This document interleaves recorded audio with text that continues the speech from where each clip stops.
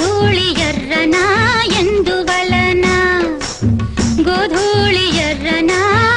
ఎందువలన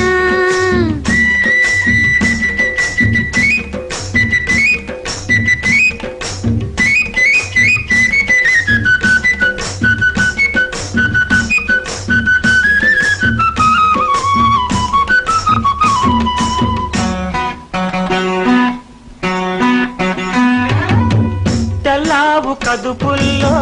కర్రావులుండవా ఎందుకుండవు కర్రావు కడుపున ఎర్రావు పుట్టదా